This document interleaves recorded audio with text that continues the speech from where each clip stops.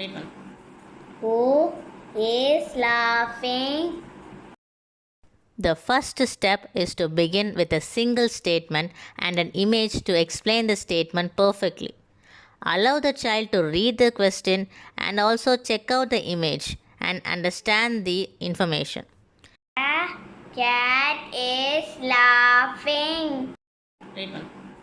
Who is laughing?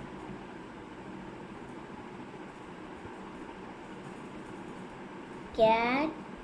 Initially, you can help your child to read or point your fingers along the Next. sentence to keep up their attention.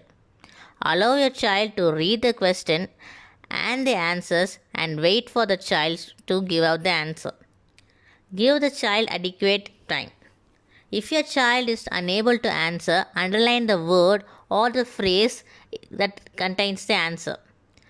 Do not give them the answer directly. The idea behind this is to train the child to look out for the answer in the statement. In this step, make sure that it is a single statement, but it should have two nouns. In this case, there is a bird and a butterfly and a verb associating them. In this and the previous step, make sure that the options are very obvious. For instance, in the second question, among the two options, laughing and chasing, only chasing is present in the statement. So, at the very least, the child should be able to find the word that is present in the statement and circle it as the answer. All these things are to condition the child to look for the answers in the statement.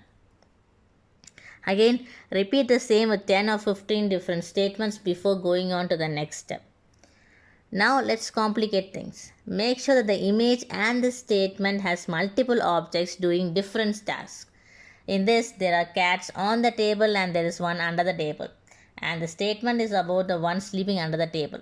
Now, the child has to read the statement, understand which part of the image represents the information in the statement. If your child is unable to do so, circle the part of the image that the child has to focus. Slowly fade out this prompt. The options should also be confusing here. For instance, in the first question, the options are brown and orange cat. Both the brown and orange cat are in the image, but only one of them is in the statement. The child has to find the information in the statement and circle the right answer. Also, make sure that the options are in phrases rather than a single word, so that the child has to read the question and then read both the options before answering. Now, reduce the information in the image. Add more info into the statement, and when you are beginning to increase the complexity of the statement, begin with simple options and then slowly increase the complexity of those two. Now, do not point the words as the child read or do not help them understand the statements. By this stage, they should be able to understand simple statements. However, make sure that the options are all the words in the statement. For instance, rock, pond, frog are all in the statement so that the kid cannot blindly find the word in the statement and circle it. If the child goes wrong, wait for the child to rectify himself or give them a prompt. The final step is to create a small story of 3 or 4 lines. The questions should be as fill in the blanks rather than options. Do not give the questions in the same manner as the story flow. The first question's answer could be in the last sentence, and the third question's answer could be in the first statement, and so on. If your child struggles, again circle the statement or phrase with the answer and do not give them the answer directly.